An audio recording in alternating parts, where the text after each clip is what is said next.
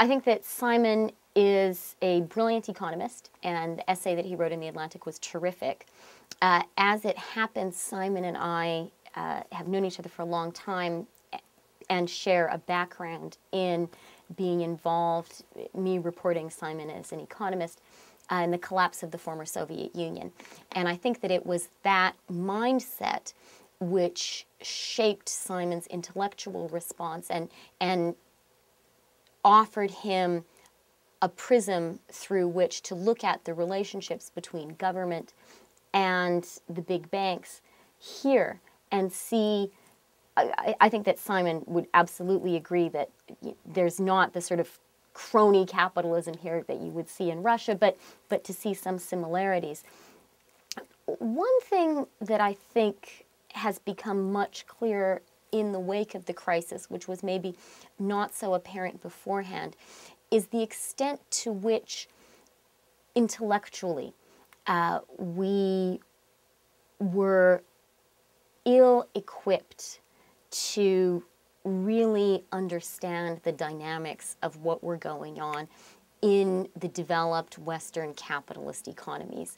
And I do think that one of the things which happened was, with the collapse of communism, a lot of us, and not just people who had a vested financial interest in this, but also academics, journalists, policymakers, a lot of us really bought into, for the best of possible reasons, the sort of end of history argument.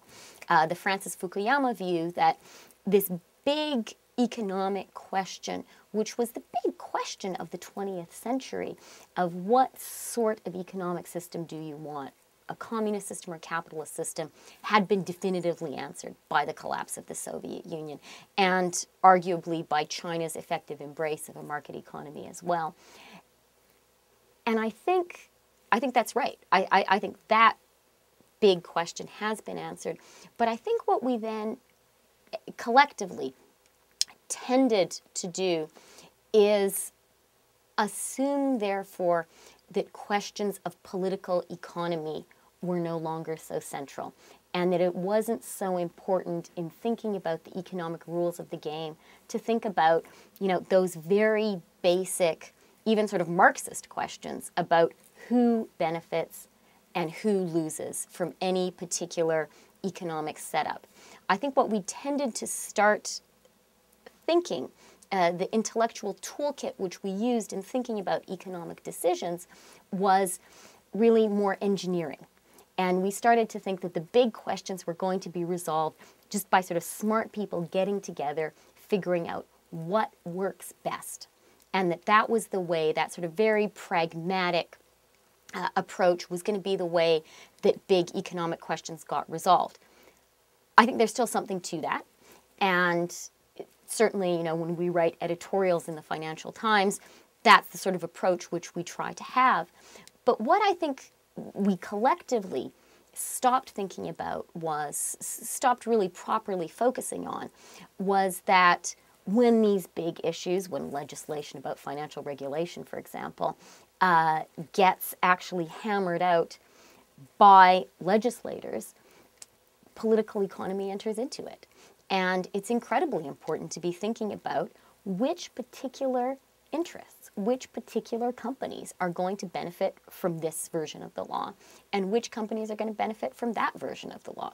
And it would be absolutely naive not to appreciate that that's what lobbyists are for. And also naive not to appreciate that as companies become bigger and more powerful, they have more resources to throw into that lobbying game. I don't think there's anything wrong with that. That's democratic politics. Everyone ought to and does lobby for their own interests. But I do think that we as business journalists, and I would also say the community of economists, need to factor into the equation a little bit more this notion, this appreciation of the fact that when there are debates, for example, over the regulation of credit derivatives, I think that's the hottest one in this space right now, it's not purely about intellectually opposing points of view. It's also about players on different sides of the debate standing to make or lose a very great deal of money. And we fail our readers, legislators fail their voters when they don't make clear that this particular way of regulating this particular market will make Bank X much, much richer, and maybe will carry the collective costs of Y and Z.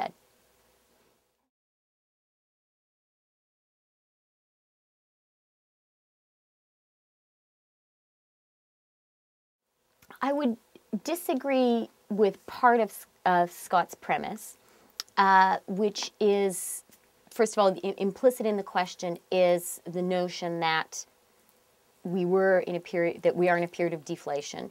And also implicit in the question is that a lot of the unconventional tools of monetary policy weren't used. I do think, actually, a lot of unconventional tools of monetary policy were used. And one of the most creative players in the crisis turns out to have been Ben Bernanke, with Mervyn King not too far behind. So we did have and continue to have all sorts of unconventional forms of liquidity being injected into the markets by the world's central bankers. Now that, once they hit that zero rate where they couldn't use interest rates to gin up the economy, we have seen them using many, many unconventional tools to try to pump more money into the economy. So actually, I do think we have seen all sorts of unconventional monetary policy responses. And I do also think, certainly journalists at the Financial Times are very well aware of the two economic arms that government has, monetary policy and fiscal policy. And I think we've written with real sophistication about the monetary debate and then also about the fiscal debate. So actually, I think both that we've had more creative monetary policies than Scott would imply in his question, but also that at the moments of decision, I think that we were quite thoughtful and explicit in talking about what those options were.